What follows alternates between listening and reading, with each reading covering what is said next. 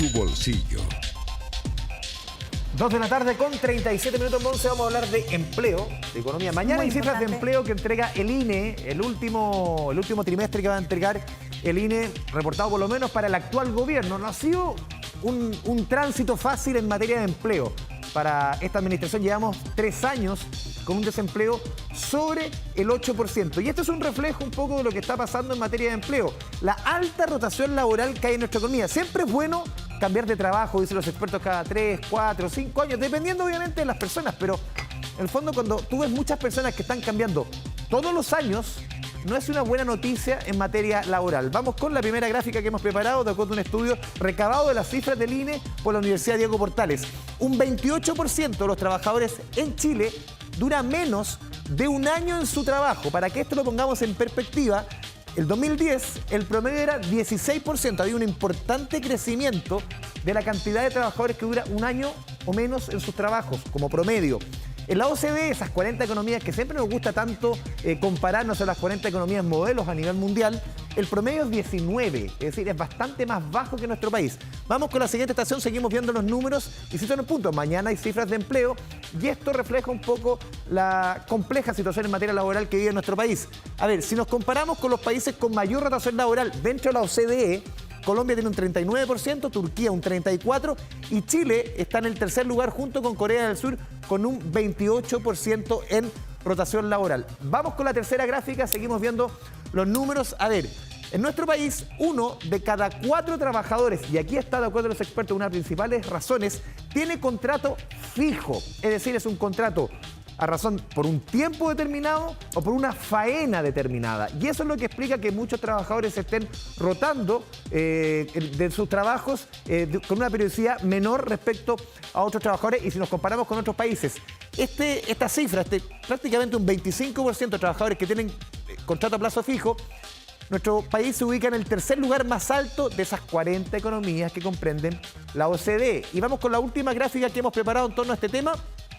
Y esto se explica sobre todo, dicen también los expertos, que tenemos 2 ramas en nuestro país, 2 gremios muy intensivos en uso de mano de obra, que prácticamente el 50% de sus trabajadores es a plazo fijo. Hablamos de la agricultura, en esta temporada de cosecha ni hablar, sobre todo muchos trabajadores extranjeros, muchos bolivianos que llegan, por ejemplo, en octubre, trabajan hasta el mes de marzo, abril o mayo, la temporada de cosecha y después vuelven a sus países. Entonces ahí hay un contrato a plazo fijo. También la construcción, que muchas veces también son contratos por faena, la construcción de un edificio, de condominio. Ahí está la razón para que prácticamente el 25% de los trabajadores de nuestro país sea plazo fijo y eso repercuta en que tengamos finalmente la tercera rotación laboral más alta dentro de las 40 economías que comprende la OCDE. ¿Qué dicen los expertos? Escuchemos sus palabras.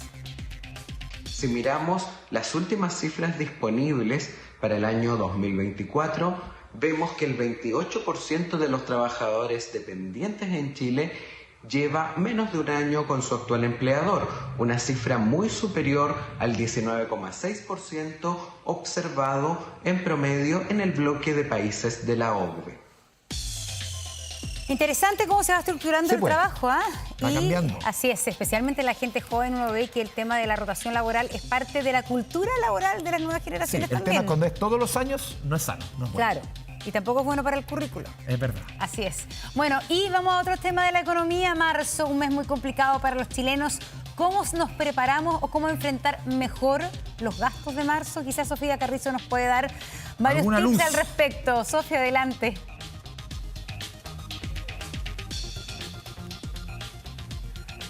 Claro, quedan tan solo días para la llegada de marzo, un mes económicamente también complejo debido a una serie de factores que incluso, de acuerdo a lo que señala el sondeo de defensadeudores.cl, el 61% de las personas llega con algún tipo de morosidad derechamente y el 48% ya no puede pagarlo, no le alcanza para pagarlo. Bueno, para profundizar en torno a esto, a esta encuesta, vamos a conversar con el abogado de defensadeudores.cl, Mario Espinosa. Abogado, si nos podría comentar a qué se debe esto, por qué el mes de marzo es tan complejo.